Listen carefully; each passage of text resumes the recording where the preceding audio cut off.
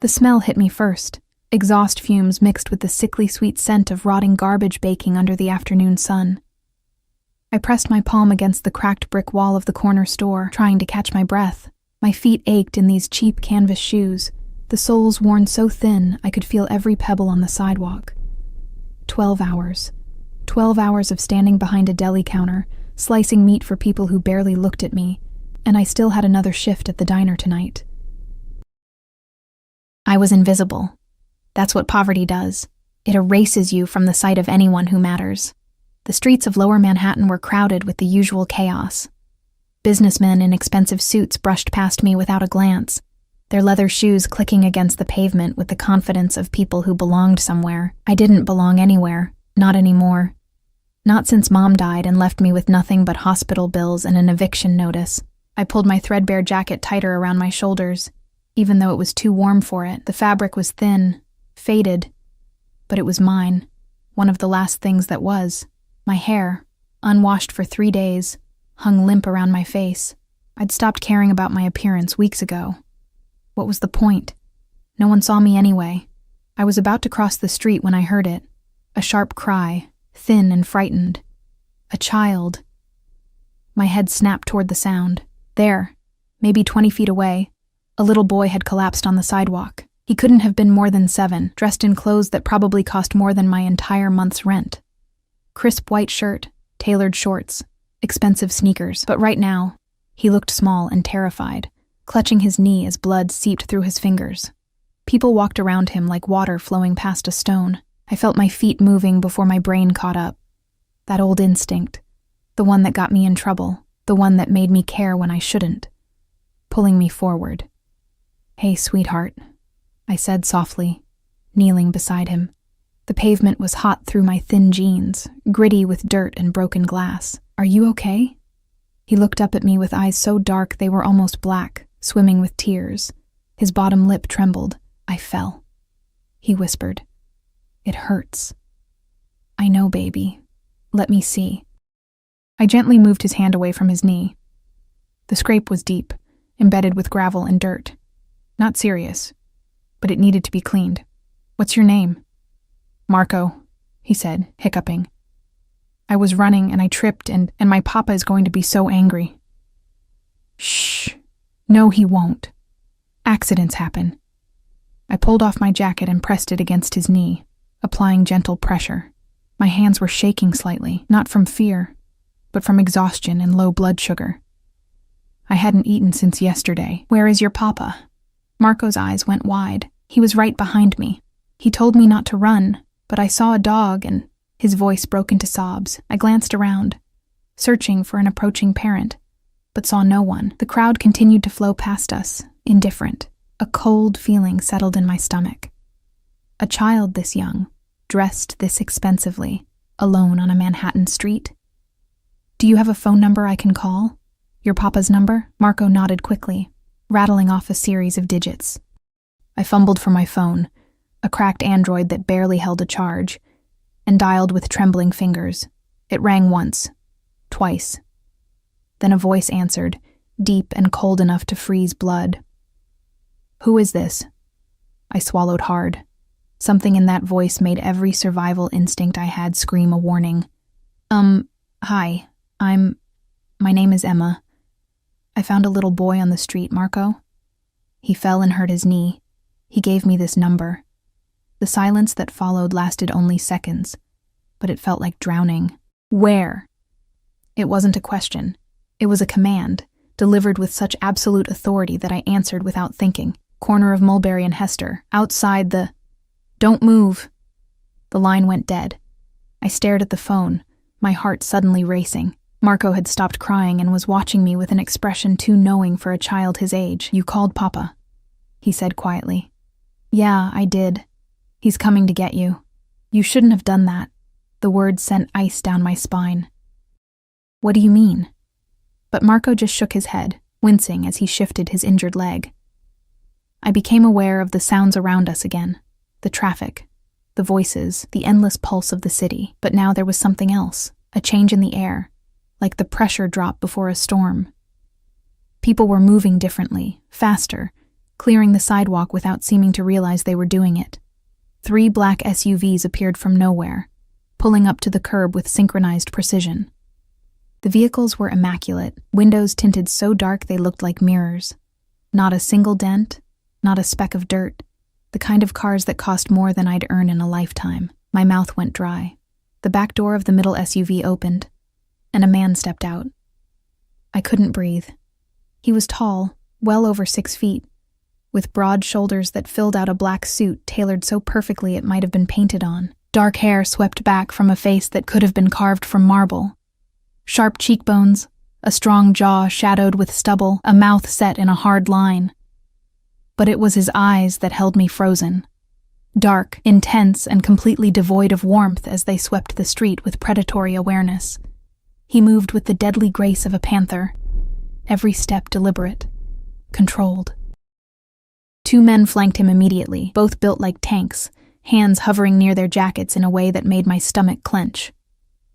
More men emerged from the other vehicles, forming a perimeter around us with military efficiency. People weren't just walking around us anymore. They were fleeing. The man's gaze found Marco first, and something flickered in those cold eyes. Relief? Fear? Then his attention shifted to me, still kneeling on the filthy sidewalk with my jacket pressed to his son's knee, and the air itself seemed to freeze. He stopped 3 feet away, towering over me. Up close I could smell him, expensive cologne, leather and something darker, danger, power, the kind that didn't ask for respect. It demanded it. "Papa!" Marco reached for him, and the man moved, scooping his son up with a gentleness that seemed impossible from someone who radiated such lethal control. "Shh, Piccolo. I have you." His voice was different now, softer but still edged with steel. He examined Marco's knee with careful fingers, his jaw tightening. Then those dark eyes lifted to me again. "You called me." It wasn't a question, but I nodded anyway, struggling to my feet. My legs felt weak. I was acutely aware of how I must look. Dirty, exhausted, in clothes that had seen better days. Next to him, I was nothing, a shadow, a ghost. "He was hurt," I said, my voice smaller than I wanted it to be. I didn't know what else to do. He studied me with an intensity that made me feel stripped bare, like he could see every secret I'd ever kept. One of the men beside him leaned in, whispering something urgent. But the man, Marco's father, didn't look away from me. "What is your name?" "Emma. Emma Clark." "Emma," he said it like he was tasting it, memorizing it. "Do you know who I am?" I shook my head, even though warning bells were screaming in my mind. The cars, the guards, the way everyone had scattered, I knew exactly what he was. I just didn't know his name. Something that might have been approval flickered across his face. Dante Russo. He shifted Marco in his arms, reaching into his jacket. Every guard around us tensed, hands moving to their weapons, but he only pulled out a black leather wallet. He extracted several bills, hundreds, I realized with shock, and held them out to me. For helping my son. I stared at the money. It was more than I made in a month, more than enough to pay this week's rent, buy groceries, maybe even fix my phone screen. My fingers itched to take it, but something in his eyes made me hesitate. This wasn't gratitude. This was a test. "I don't want money," I heard myself say. "I just wanted to make sure he was okay." Dante Russo went very, very still. The men around him exchanged glances. Marco's small fingers gripped his father's jacket tighter. "Everyone wants something," Dante said quietly, dangerously. Not for helping a hurt kid. I bent down to pick up my jacket from the sidewalk, trying to hide how badly my hands were shaking. The fabric was stained with Marco's blood now, probably ruined. "He's fine. The scrape needs to be cleaned and bandaged, but it's not deep." I turned to walk away, every instinct screaming at me to run, to disappear into the crowd before... "Wait." The command in his voice stopped me like a physical hand. I looked back over my shoulder. Dante Russo was watching me with an expression I couldn't read, Marco still cradled in his arms. "You're bleeding," he said. I glanced down. My palm was scraped from catching myself when I'd knelt on the pavement, a thin line of blood trickling down my wrist. I hadn't even noticed. "It's nothing," I said. "Carlo," Dante didn't raise his voice, but one of the guards immediately stepped forward. Take her to the hospital. Make sure she's seen by the best doctor. Send me the bill. No, really, I'm fine. I insist. His eyes locked onto mine, and there was something in them now, something intense and unsettling that made my pulse jump. You helped my son. Now I help you. This is how things work, Emma Clark. There was a finality to his words that made argument impossible. Or maybe it was the way he said my name. Like he'd already decided something about me. Something I didn't understand yet. I really need to go, I said weakly. I have work. Where do you work? The question felt like a trap, but I answered anyway, too tired and overwhelmed to lie. Romano's Deli on Elizabeth Street, and Mike's Diner on the late shift. One of his eyebrows lifted slightly. 2 jobs. It wasn't a question, so I didn't answer. I just stood there, holding my bloody jacket, feeling more exposed than I'd ever felt in my life. Dante said something rapid in Italian to the man beside him, Carlo apparently. Then he looked at Marco. Say thank you to the kind lady, Piccolo. Marco's dark eyes, so like his father's, met mine. Thank you, Emma. I'm sorry. Sorry for what, sweetheart? But Marco just buried his face in his father's shoulder. Dante's expression hardened into something unreadable. Carlo will take you home. My men will make sure you're safe. I can take the subway. No. The word was absolute. You can't. And that's when I realized my mistake. The innocent phone call. The simple act of helping a hurt child. I'd done something that couldn't be undone. I'd stepped into a world I didn't understand. Touched something that belonged to a man who clearly owned everything he touched. Dante Russo was already turning away, carrying Marco toward the SUV, when he paused and looked back at me one last time. The afternoon sun caught his face, highlighting the sharp angles, the ruthless beauty of it. I don't forget debts, Emma Clark, he said quietly. Good or bad, remember that. Then he was gone, the door closing behind him with a soft, expensive thud. The SUVs pulled away in perfect formation, leaving me standing on the sidewalk with Carlo and 2 other guards watching me like I was something fragile that might shatter. Miss Clark, Carlo said, his accent thick and rolling. Please, the car. I looked at the remaining black SUV, then at my scraped palm, then at the deli where I was already 15 minutes late for my shift. I should have run. I should have thanked them and disappeared into the crowd, back into my invisible life where men like Dante Russo didn't exist. But I got in the car, and everything changed. The SUV's interior smelled like leather and luxury, a scent so foreign to me it might as well have been from another planet. I pressed myself against the door, trying to make myself smaller, as Carlo slid into the driver's seat. Another guard, younger with a scar cutting through his eyebrow, sat in the passenger seat. Neither spoke to me. My phone buzzed. A text from my manager at Romano's. Where are you? I typed back with shaking fingers. Emergency. I'm sorry. I'll make it up. His response was immediate. Don't bother coming back. I stared at the screen, numb. That was it. One of my 2 jobs. Gone. The money I desperately needed to keep my apartment, to eat, to survive, evaporated because I'd stopped to help a child. Where do you live, Miss Clark? Carlo's voice was gentle, almost kind. I gave him the address in a whisper, shame burning through me. He'd see it soon enough anyway. The building with broken windows, the graffiti-covered entrance, the neighborhood where police sirens were the soundtrack to sleep. The drive took 20 minutes through traffic that somehow parted for us. When we pulled up to my building, Carlo said nothing about the boarded-up shop on the corner or the men drinking on the stoop. He simply got out, opened my door, and waited. Thank you, I mumbled, clutching my ruined jacket. Wait. He pressed something into my hand, a business card, thick and expensive. Mr. Russo said to give you this. If you need anything, you call. I looked down at the card. Black, embossed with a single phone number. No name, no company. Just numbers in silver ink. I won't need... Keep it anyway. Carlo's dark eyes held something like pity. Mr. Russo doesn't make offers lightly. They waited until I was inside before driving away. I climbed the 4 flights to my studio apartment, each step feeling heavier than the last. The hallway reeked of mildew and someone's burnt dinner. Mrs. Chen's door was open a crack, her suspicious eyes tracking me as I passed. Inside my apartment, I locked the door and leaned against it, finally letting myself breathe. The space was barely bigger than a prison cell. A mattress on the floor, a hot plate, a tiny bathroom with a shower that only worked half the time. Everything I owned fit in 2 garbage bags shoved in the corner.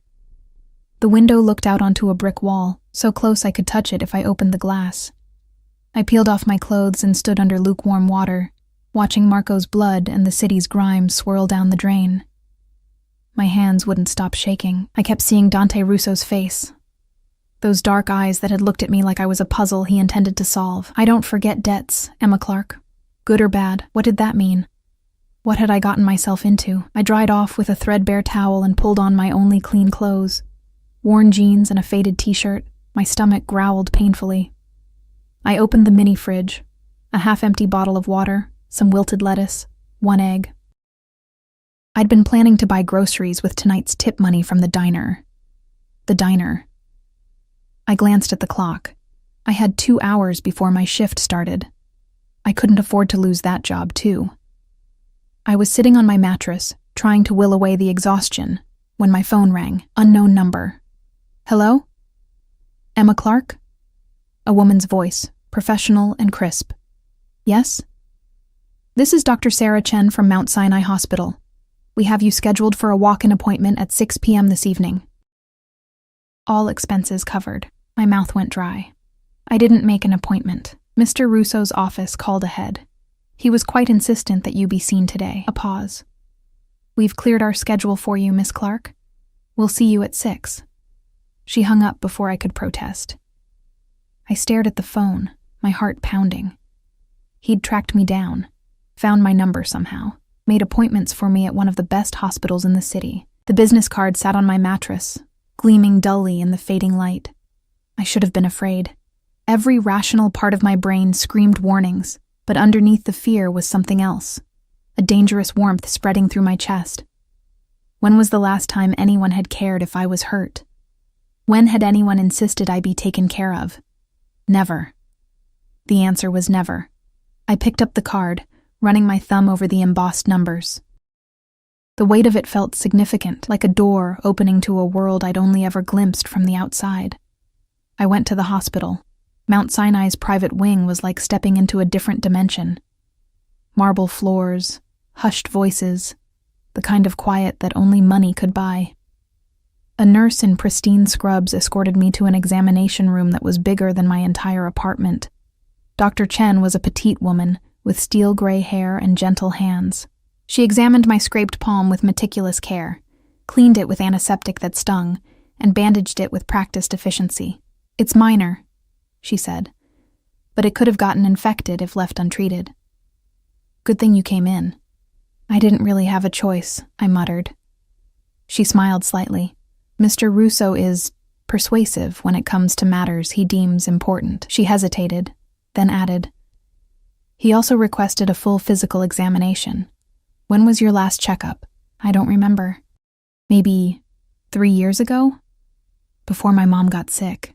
Her expression softened with understanding. Let's make sure you're healthy then. No charge, of course. The examination took an hour. Blood drawn, blood pressure checked, questions about my diet and sleep habits that made me acutely aware of how poorly I'd been treating my body. Dr. Chen's face grew more concerned with each answer. Emma, she said finally, when was the last time you had a proper meal? I couldn't meet her eyes. Yesterday. Maybe the day before. You're malnourished and severely underweight. Your blood pressure is dangerously low. She wrote something on her tablet. I'm prescribing vitamins and supplements. I'm also going to recommend... I can't afford any of that. Mr. Russo's office is covering everything, she said firmly. And I'm not just talking about today's visit. He's opened an account for your ongoing care. The room tilted slightly. Why would he do that? Dr. Chen's eyes held something knowing. Perhaps you should ask him yourself. He's been very clear that your well-being is a priority. She left me with a bag full of vitamins, protein supplements, and instructions to eat regular meals. I felt like a charity case, which I supposed I was. But underneath the shame was that same dangerous warmth. A man I'd met for 5 minutes had done more for me than anyone in my entire life. I made it to the diner with 10 minutes to spare. Mike, the owner, barely looked up when I tied on my apron. "Table 6 needs waters," he grunted. The shift was brutal. My feet, already aching from the morning, screamed with every step. The dinner rush was relentless. Demanding customers, complicated orders, a cook who was slower than usual. I moved through it all in a fog, my mind replaying the afternoon over and over. Dante Russo. The name had a weight to it, a power. I'd wanted to Google him on my break, but something stopped me. Maybe I didn't want to know.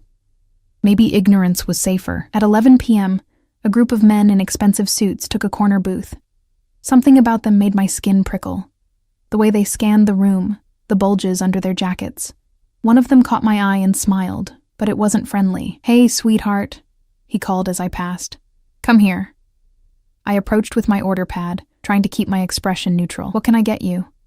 "Information." He leaned back, studying me with pale eyes that reminded me of a snake. "You Emma Clark?" Every muscle in my body tensed. "Who's asking?" "A friend. Heard you met Dante Russo today. That true?" I didn't answer. Couldn't. My throat had closed up. The man's smile widened. "That's a yes." "Interesting. What's a girl like you doing with a man like him?" "I helped his son. That's all." "That's all," he repeated mockingly. "You know what Russo is?" "A father." One of the other men laughed, a harsh sound. "Cute. Real cute. Tell me, sweetheart, did he pay you well for your assistance?" The implication in his voice made my stomach turn. "I need to take your order," or his hand shot out, gripping my wrist. Not hard enough to hurt, but firm enough to trap. "I'm having a conversation with you. That's rude," walking away. "Let go of me." "Or what?" He pulled me closer, and I could smell alcohol on his breath.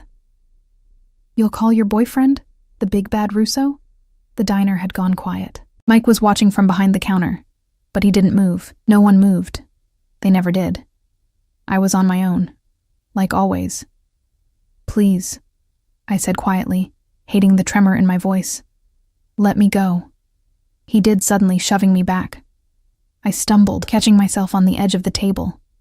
The men laughed. "Run along, sweetheart. But do me a favor. When you see Russo again, tell him Tony Marcelli sends his regards.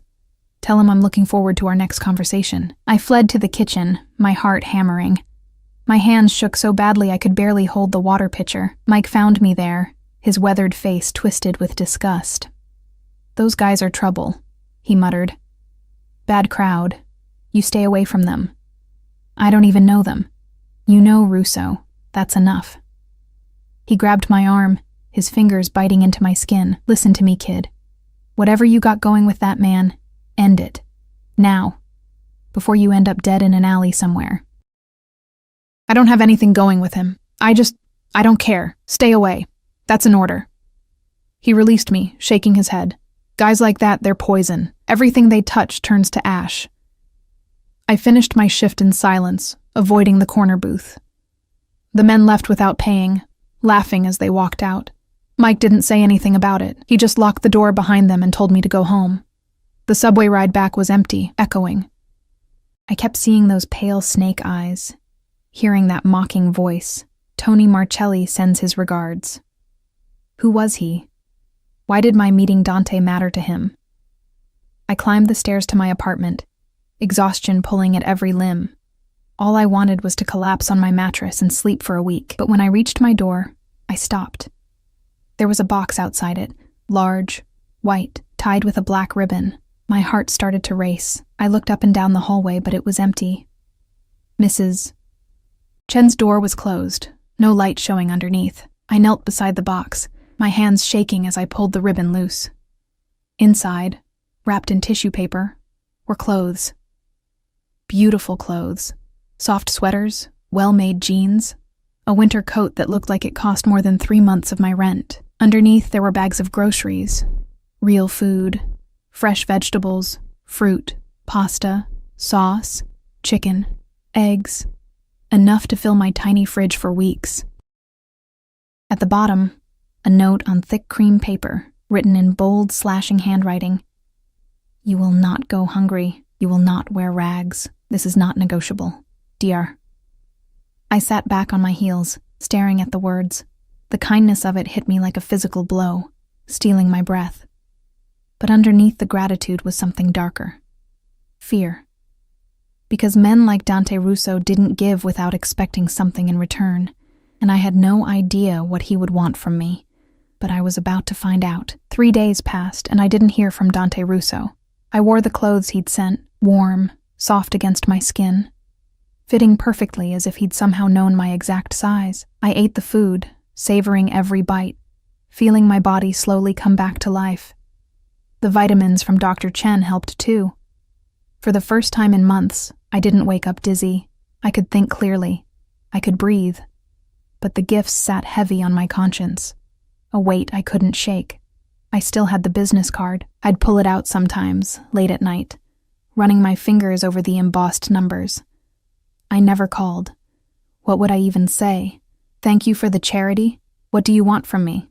The answer to that last question terrified me more than I wanted to admit. Work at the diner continued. Mike watched me with wary eyes, especially after I showed up in the new coat. He didn't ask where it came from. He didn't have to. The corner booth where Tony Marcelli and his men had sat remained empty, but I felt their presence like a ghost, haunting me. On the 4th day, everything changed. I was wiping down tables during the afternoon lull when the diner door opened.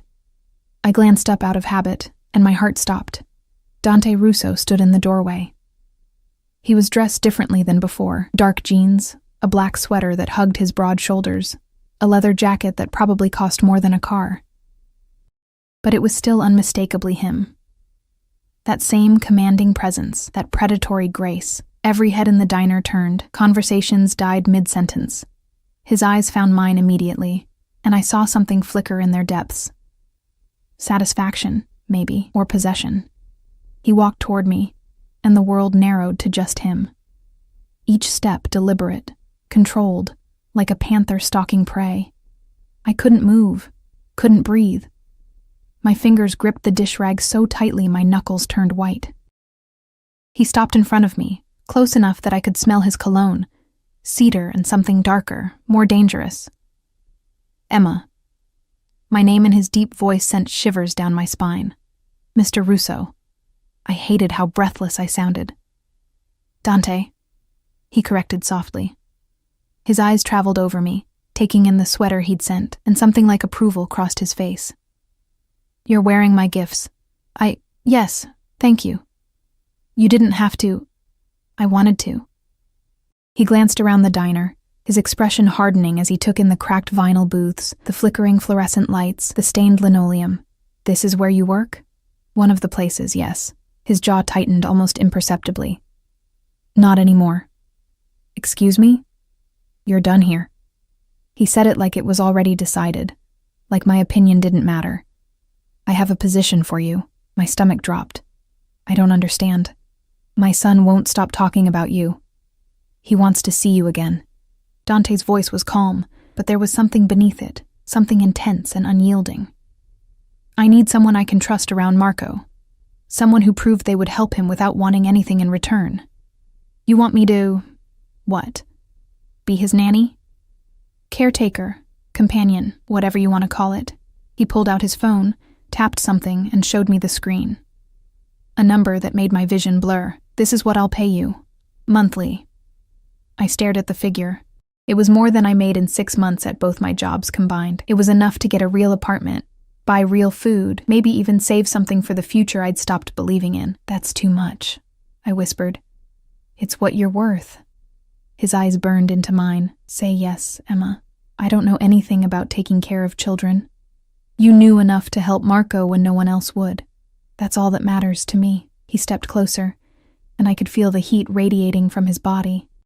You're struggling, working yourself to death for pennies. Let me help you. Why? The question burst out of me. Why do you care? Something dangerous flashed across his face. Because you're mine to protect now. The words hung in the air between us, heavy with meaning I didn't fully understand. Mine. Like I was something he'd claimed, something that belonged to him. I'm not... Emma! Mike's voice cut through the tension. He was behind the counter, his face red with anger or fear. Maybe both. You got customers waiting. Dante didn't even look at him. His attention remained fixed on me, absolute and unwavering. Give him your notice. Now. I can't just... Yes, you can. He reached out, his fingers brushing my cheek so gently it felt like a whisper. The touch sent electricity through my entire body.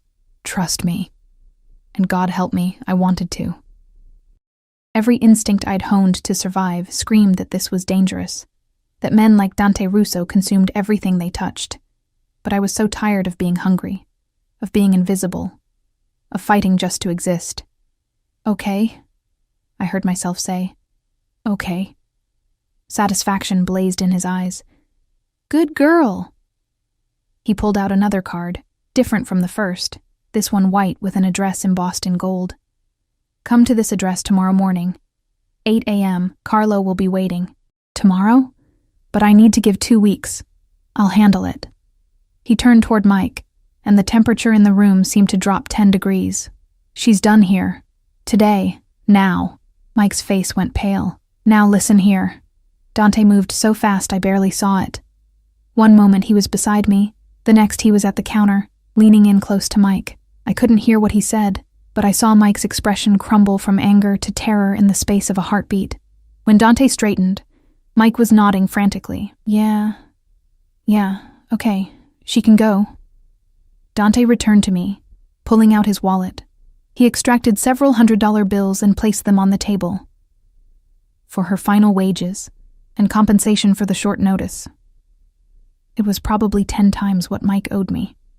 Take off your apron, Dante said quietly.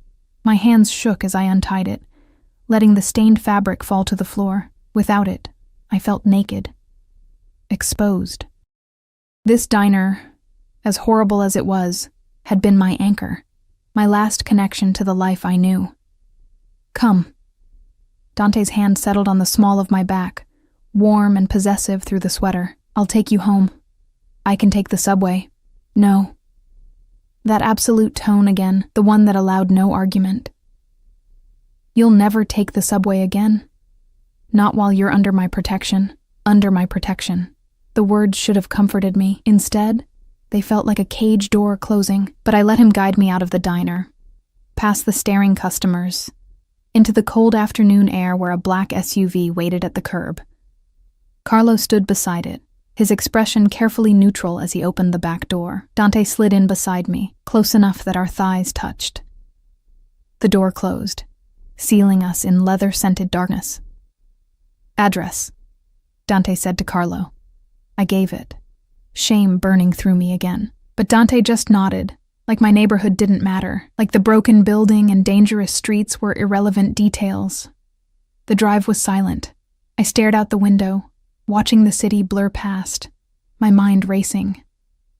What had I just agreed to? Who was this man sitting beside me, radiating power and danger like heat from a furnace? You're afraid of me, Dante said suddenly. Not a question, an observation. I swallowed hard. Should I be? That depends. He shifted, and I felt his gaze on my profile like a physical touch. I protect what's mine, Emma, fiercely. But I also expect loyalty, honesty.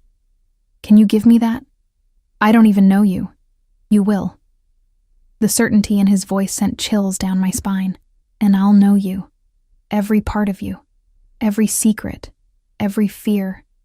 Every dream you've buried because you thought you didn't deserve them. I turned to look at him then, and the intensity in his dark eyes stole my breath. He wasn't just looking at me. He was seeing me. Really seeing me. In a way no one ever had. Why? I whispered. Why me? His hand came up, cupping my face with surprising gentleness. His thumb traced my cheekbone, and I shivered. Because when everyone else walked past my son, you stopped. Because you refused my money. Because you're the first real thing I've seen in years." His voice dropped lower, rougher. "And because from the moment I saw you kneeling on that dirty sidewalk covered in grime and blood, looking up at me with those defiant eyes, you were mine. You just didn't know it yet." My heart hammered against my ribs. "That's crazy." "Yes." A dark smile curved his lips. "It is, but I've never claimed to be sane, Emma. Just honest." The SUV pulled up to my building. Dante's expression hardened as he took in the graffiti, the broken windows, the men loitering on the corner who scattered the moment they saw the vehicle. "You live here?" Again, not a question. "Yes." His jaw clenched. "Not anymore. Pack your things. You're coming with me." "What?" "No, I can't just... This place isn't safe." His voice was hard now, edged with something that might have been anger. "Do you know who Tony Marcelli is? The name from the diner." I shook my head. "He's my enemy. A rival who would love nothing more than to hurt me through anyone I care about." Dante's hand was still on my face, holding me captive with his gaze. "He approached you at the diner 3 days ago. Asked about me. Threatened you." "How did you know?" "I know everything that concerns you." He leaned closer, and I could feel his breath on my lips. "Every move you make, every person who looks at you wrong, I know. And Marcelli putting his hands on you?" His expression turned deadly. "That will never happen again. You're having me watched," I breathed, somewhere between horrified and something else. Something warmer. "Protected," he corrected. "There's a difference. And after what Marcelli did, after he dared to touch what's mine..." He stopped, taking a visible breath to control himself. "You're not safe here, Emma. You never were. But now that you're connected to me, you're a target. I didn't ask for this. No. You asked for nothing. You just helped a child." His thumb stroked my cheek again, achingly gentle. "But that's why you're perfect. That's why I won't let you go." The possessiveness in his words should have terrified me. It did terrify me, but it also made something deep inside me unfurl, something that had been locked away since my mother died, and I learned that I was completely, utterly alone in the world. Here was a man who wanted me, who saw me, who would protect me, even if that protection felt like a beautiful cage. "Pack your essentials," Dante said, releasing me and opening the door. "Carlo will help. You have 15 minutes. 15? I can't pack my entire life in 15 minutes. You won't need most of it." He stepped out, then turned back, offering his hand. "I'll provide everything you need, better than what you have, better than you've ever had." I stared at his outstretched hand. This final moment of choice. I could refuse. I could walk away, back to my miserable apartment and my poverty and my invisible life, or I could take his hand and step into the unknown. Into danger, into a world I didn't understand, into the arms of a man who terrified and captivated me in equal measure. I took his hand. His fingers closed around mine, warm and strong, and I saw triumph flash in his eyes. "Good girl," he murmured again, pulling me close against his side as we walked into my building. And I knew, with absolute certainty, that my life would never be the same. Dante's penthouse was a world I'd only ever seen in movies, floor-to-ceiling windows overlooking Central Park, marble floors so polished I could see my reflection, furniture that probably cost more than most people's houses. Everything was sleek, modern, expensive, and cold, beautiful, but sterile, like a museum instead of a home. Carlo had driven us here after I'd thrown my few belongings into garbage bags. Dante hadn't said a word about my pathetic possessions. He'd just carried them himself, refusing to let Carlo touch them. Like even my worn clothes were something precious. Now I stood in the main living area, feeling completely out of place in my secondhand jeans and borrowed sweater, while Dante moved through the space with casual ownership. "Your room is this way." He led me down a hallway lined with abstract art. The door he opened revealed a bedroom bigger than my entire previous apartment. A massive bed with white linens, a walk-in closet, an ensuite bathroom with a tub that could fit 3 people. "This is... too much," I whispered. "It's what you deserve." He set my bags down by the closet. "There are clothes already in there. I had them brought in this afternoon. If anything doesn't fit or you don't like it, tell me and I'll have it replaced." I walked to the closet and opened it, my breath catching. Rows of dresses, jeans, sweaters, shoes, everything organized by color and type. Casual clothes, formal wear, things I would never have an occasion to use. All in my size. How did you know? I told you. I know everything about you. He came up behind me, close enough that I could feel his heat. Your size, your preferences, what you need even when you don't know you need it. I turned to face him, and the intensity in his eyes made my pulse race. This is insane. You don't even know me. I'm learning. His hand came up to tuck a strand of hair behind my ear, the gesture oddly intimate. And you'll learn me, starting now. What does that mean? It means you're going to have dinner with me and Marco. He's been asking about you constantly. Something soft entered his expression. He doesn't trust easily, neither do I. But he trusts you. I barely spent 5 minutes with him. 5 minutes where you showed more kindness than most people have shown him in his entire life. Dante's voice hardened. His mother abandoned him when he was 2. Left him on my doorstep like garbage and disappeared. Since then, every nanny, every teacher, every person I've hired to care for him has wanted something. Money, access, connection to me. You're the first person who helped him just because he needed help. The pain in his words struck something deep in my chest. I'm sorry. I didn't know. Now you do. He stepped back, giving me space. Freshen up. Dinner is in an hour. Marco's excited to see you. He left, closing the door softly behind him. I stood there for a long moment, trying to process everything. Then I moved to the bathroom, stripping off my clothes and stepping into the shower. The water was perfect, hot, strong pressure. Nothing like the pathetic trickle in my old apartment. I stayed under the spray until my skin was pink, washing away the grime and exhaustion of my old life. When I emerged, I wrapped myself in a towel so soft it felt like sin. The clothes in the closet fit perfectly. I chose simple jeans and a cashmere sweater in deep green. Looking at myself in the mirror felt surreal. I looked healthy, put together, like someone who belonged in a place like this. But I didn't belong. I was a fraud, playing dress-up in a world that wasn't mine. A knock on the door made me jump. "Come in," I called. The door opened to reveal not Dante, but a small figure in superhero pajamas. "Marco," I breathed. He stood in the doorway, his dark eyes, so like his father's, wide and uncertain. His knee was bandaged, a small reminder of how we'd met. "Emma, Papa said you're staying with us now." "For a while, yeah." I knelt down to his level. "How's your knee?" "Better. It doesn't hurt anymore." He took a tentative step forward. "Are you going to be my nanny, like Miss Patricia was? I'm going to take care of you if that's okay with you." He studied me with that too-knowing gaze children sometimes have.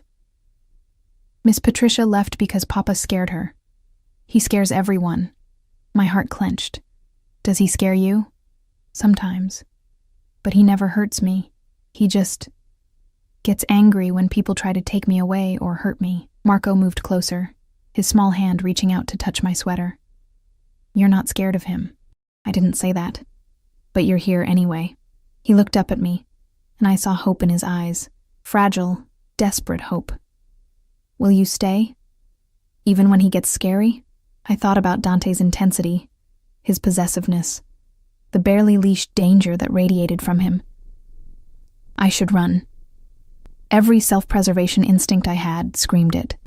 But looking at this little boy, who'd already been abandoned once, who trusted so carefully, "I'll stay," I heard myself promise. Marco's face broke into a brilliant smile. "Good. Come on. Dinner's ready. Papa made pasta. He only cooks when something important happens." He grabbed my hand, tugging me out of the room.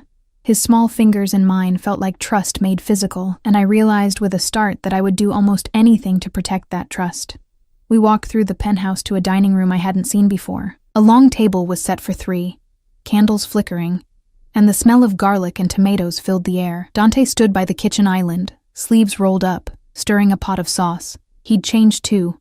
Dark slacks, a white button-down shirt open at the collar. He looked younger somehow, less dangerous, almost domestic, until his eyes met mine, and I saw the hunger there, not for food. "Sit," he said, his voice rough. "It's almost ready." Marco pulled me to a chair, climbing into the one beside me. Dante brought over plates of pasta, perfectly al dente, covered in a rich red sauce that smelled like heaven. "You cooked this?" I asked, stunned. "My mother's recipe." He sat across from us, his gaze never leaving my face. "I don't cook often, but tonight felt special." We ate, and it was the best meal I'd ever had. Not just because the food was incredible, but because of the warmth of it. The three of us around a table, Marco chattering about his day at school, Dante listening with an attention that showed how much he loved his son. I caught myself relaxing, laughing at Marco's stories, feeling almost normal. Then Marco said something that changed everything. "Emma, do you know my papa is the most powerful man in New York?" I glanced at Dante, whose expression had gone carefully blank. "Is he?" "Uh-huh." "Everyone's afraid of him, because he's the boss." Marco said it with such casual pride. "Papa, can I tell Emma about Uncle Enzo?" "No." Dante's voice was sharp. "Eat your dinner, Piccolo." But the spell was broken. I was reminded suddenly that this wasn't a normal family dinner. That the man across from me, who cooked pasta and loved his son, was also someone people feared. Someone with enemies. Someone who had guards and bulletproof cars and made people like Mike crumble with a single look. After dinner, Dante put Marco to bed. I heard their voices from down the hall. Dante's low murmur, Marco's sleepy responses. It was achingly tender, this glimpse of the man behind the monster. When Dante returned, he found me on the balcony, staring out at the glittering city. The night air was cold, but I needed it to clear my head. "He adores you already," Dante said, coming to stand beside me. "I've never seen him warm up to someone so quickly. He's a sweet kid. He's everything to me." Dante's voice was fierce. "Everything I do, every decision I make, it's for him. To give him a better life than I had. To protect him from the world that wants to destroy people like us. People like you." I corrected softly. I'm not part of your world, Dante. You are now." He turned to face me fully, his hand coming up to cup my face. The gesture was becoming familiar, and I hated how much I was starting to crave it. "The moment you helped Marco, the moment you got in my car, you became part of this, of us. I didn't know what I was agreeing to. Would it have changed anything?" His thumb stroked my cheekbone. "If you'd known who I was, what I do, would you have still helped my son?" I thought about Marco's tears, his small, scared face. "Yes. That's why you're here. That's why you're different." Dante stepped closer, and my back hit the railing. "Everyone else sees the power, the money, the danger. You just saw a hurt child who needed help. And what do you see when you look at me?" The question came out barely above a whisper. His eyes darkened, and something dangerous flickered in their depths. "Mine. I see mine." Then his mouth was on mine. The kiss was nothing like I expected. Not gentle, not asking permission. It was claiming, possessive, demanding everything I had to give.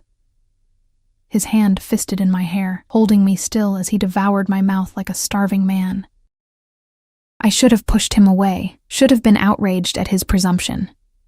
Instead, I melted into him, my hands fisting in his shirt, pulling him closer. He tasted like wine and mint, and something dark and addictive. His other arm wrapped around my waist, crushing me against his hard body, and I felt the evidence of his desire pressing against my stomach. When he finally pulled back, we were both breathing hard. His forehead rested against mine, his eyes closed. "I've wanted to do that since the moment I saw you," he said roughly. "Dante, don't." His eyes opened, burning into mine. "Don't tell me this is wrong. Don't tell me we barely know each other. I know enough. I know you're strong and kind and so fucking beautiful it hurts to look at you. I know you've been alone too long, struggling too hard, and I want to give you everything. I want to worship you, protect you, keep you." "You can't just keep me," I protested weakly, even as my body screamed otherwise. Watch me. His hand tightened in my hair, and the possessiveness in his expression should have terrified me. You're mine now, Emma. Mine to protect. Mine to care for. Mine to... He trailed off, his jaw clenching. Tell me you feel it too. This pull between us. I couldn't lie. Not when his eyes held mine with such intensity. I feel it. Triumph blazed across his face. Then stop fighting it. Stop fighting me. What happens when you get tired of me, when the novelty wears off? His expression turned almost offended. That won't happen. You don't know that. I know myself. He released my hair, but only to frame my face with both hands. When I commit to something, to someone, it's forever. I don't give up. I don't let go. Ever. The absoluteness of it should have sent me running. Instead, it made something warm and desperate unfurl in my chest. Because wasn't that what I'd always wanted? Someone who wouldn't leave. Someone who would fight for me instead of abandoning me, even if that someone was dangerous. Even if staying meant entering a world I didn't understand. Okay, I whispered. Okay, what? Okay, I'll stop fighting. I'll try this. Whatever this is. Dante's smile was savage and beautiful. This is everything, Emma, and I promise you, I'll make it worth it. He kissed me again, softer this time but no less intense, and as I stood there on that balcony, wrapped in his arms, I felt the last of my resistance crumble. I was his now. For better or worse, the only question was, what would that cost me? 2 weeks passed in a blur of new routines and stolen moments. My days revolved around Marco, taking him to his private school in the mornings, helping with homework in the afternoons, reading bedtime stories at night. He was a bright, sensitive child who loved dinosaurs and asked a million questions about everything. Being with him filled a void I hadn't known existed, made me feel needed in a way I'd never experienced, but my nights belonged to Dante. He would come home late, smelling of expensive cologne and sometimes something darker. Gunpowder, I thought once, though I didn't ask. He'd find me in the living room or on the balcony, and we'd talk for hours. About my childhood, my mother's illness, my dreams of going to college before poverty crushed them. About his past too, in fragments. Growing up in Brooklyn, losing his parents young, building his empire from nothing. He never explicitly said what that empire was. I never asked. Some truths were safer left unspoken. What we had instead were kisses that left me breathless, touches that set my skin on fire, whispered promises in the dark. He was patient in a way I hadn't expected, never pushing for more than I was ready to give. But the hunger in his eyes grew with each passing day, a barely leashed desire that matched my own. I was falling for him, foolishly, desperately, completely. And that terrified me more than anything. On the 15th day, everything shattered. I was walking Marco home from school, Carlo trailing us at a discreet distance as always, when a black sedan pulled up beside us. Different from Dante's vehicles, older, with tinted windows that didn't quite hide the men inside.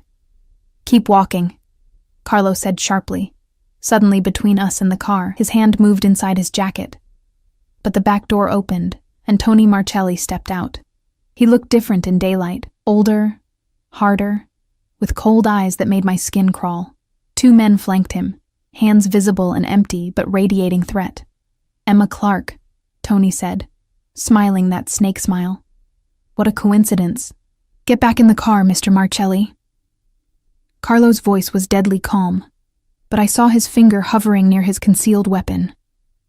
Now. Relax. I just want to talk to the lady. Tony's eyes shifted to Marco, and something vicious crossed his face. And the little prince? You've grown, haven't you, kid? Last time I saw you, you were just a baby. Marco pressed against my side, and I felt him trembling. My arms went around him instinctively, protective fury rising in my chest. Leave him alone, I said, my voice stronger than I felt. Or what? Tony laughed. You'll call Daddy? Oh wait, you're not his mother. You're just the latest whore Russo's keeping warm. The words hit like a slap, but I didn't flinch. You need to leave. I will. But first, a message for your boyfriend. Tony stepped closer, and Carlo moved to block him, tension crackling in the air. Tell Russo that the shipment he stole? I want it back, with interest. He has 48 hours, or... His eyes dropped to Marco again. Well, it would be a shame if something happened to that pretty little boy.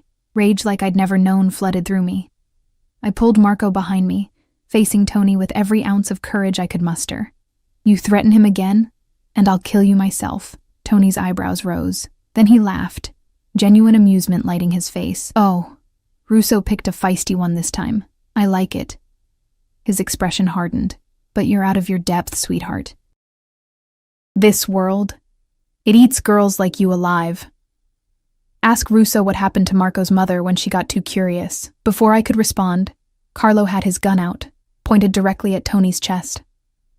Leave, now, or I paint this sidewalk with your brains.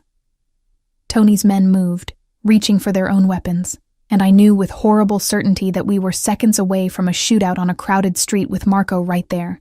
Stop! The command rang out with such authority that everyone froze. Dante stood 20 feet away, flanked by 6 men. He must have been nearby, must have gotten Carlo's distress signal.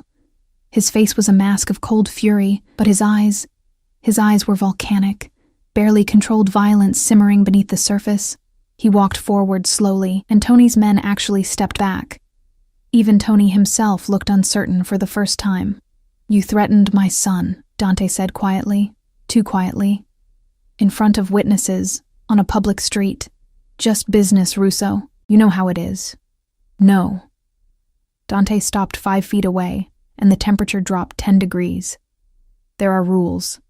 Lines we don't cross, and you just crossed every single one. What are you going to do? Start a war over... Dante moved faster than I could track. One moment he was standing still, the next his hand was around Tony's throat, slamming him against the car with brutal force. Tony's men raised their guns, but Dante's men were faster, weapons trained on every target. You threaten him again, Dante said, his voice like death itself, and I will burn everything you love to the ground. Your clubs, your businesses, your family, all of it. Ashes. Do you understand me? Tony's face was turning purple, but he managed a nod. Dante released him, stepping back. The shipment is mine. Fair payment for your betrayal last year. If you have a problem with that, take it up with the commission. But you stay away from my son. You stay away from Emma. You even look at them wrong, and you're a dead man.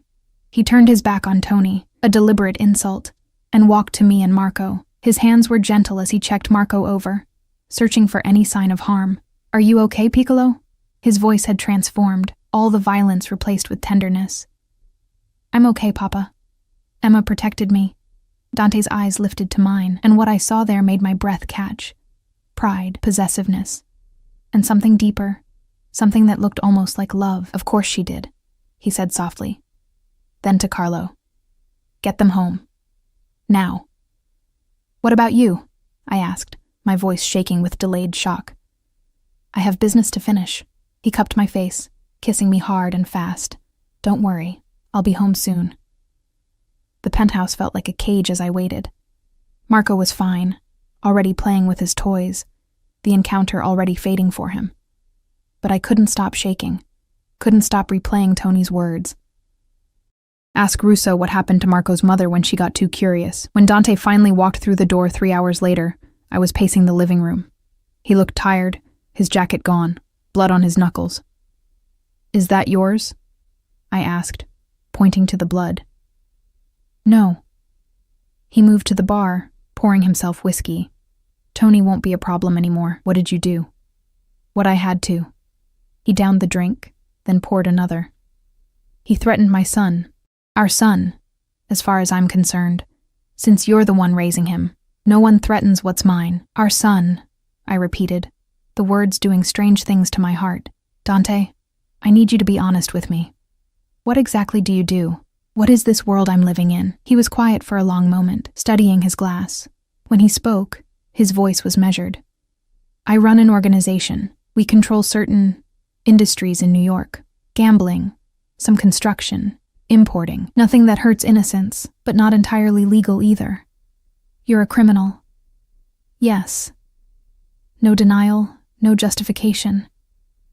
I'm what people call a mafia boss, though I prefer to think of myself as a businessman who operates outside conventional systems.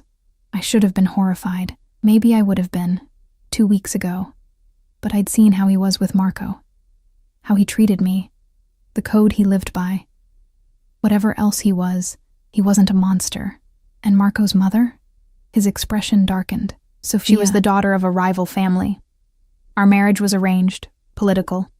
She never wanted Marco, saw him as a burden. When he was 2, she took money from my enemies and disappeared. I never found her. Tony said, "Tony is a liar who wanted to scare you.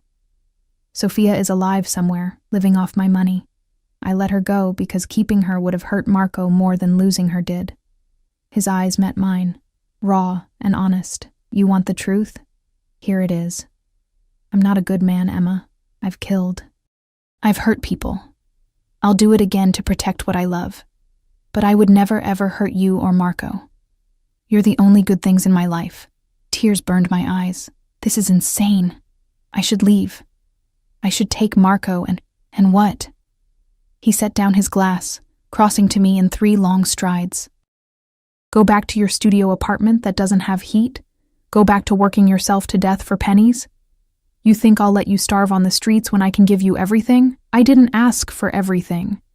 No, you asked for nothing. That's why you deserve it all." His hands framed my face, and I saw desperation in his eyes.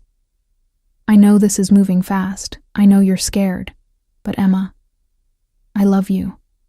I've loved you since you knelt in the dirt to help my son. Let me take care of you. Let me give you the life you should have had. You love me?"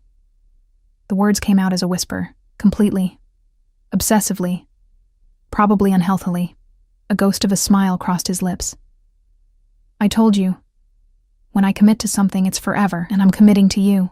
Completely. If you'll have me." I thought about the past 2 weeks, the safety I'd felt, the warmth of being needed, the way Marco looked at me like I hung the moon, the way Dante looked at me like I was his whole world. I thought about going back to my old life. Alone, invisible, struggling.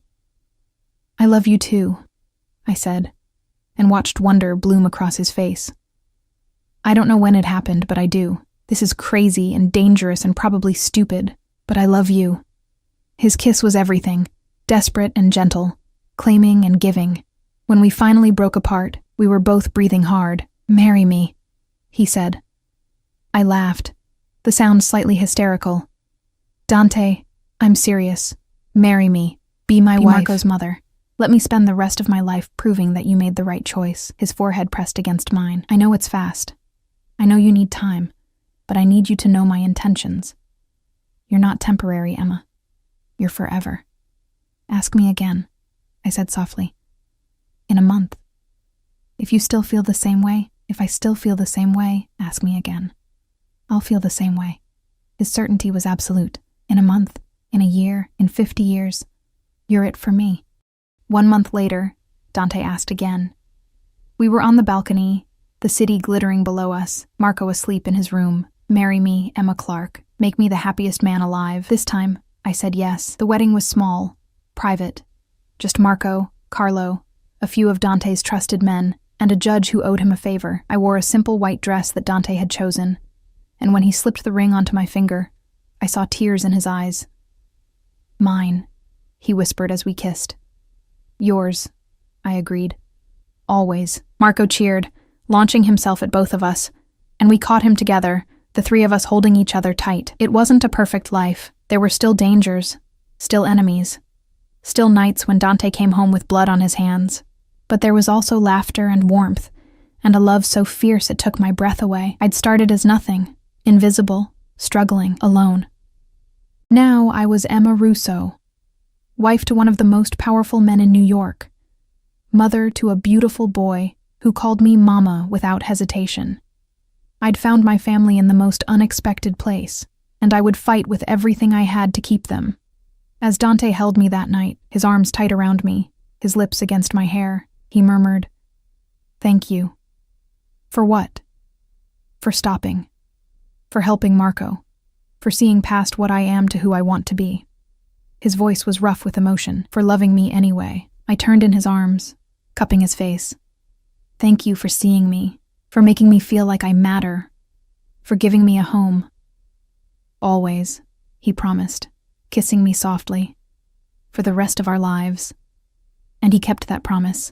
Through everything that came after, the challenges, the dangers, the beautiful mundane moments of raising Marco together, Dante never wavered. His love was constant, fierce, all-consuming. I'd called a Mafia boss about his fallen son, and in return, he'd given me the world. Our world, forever.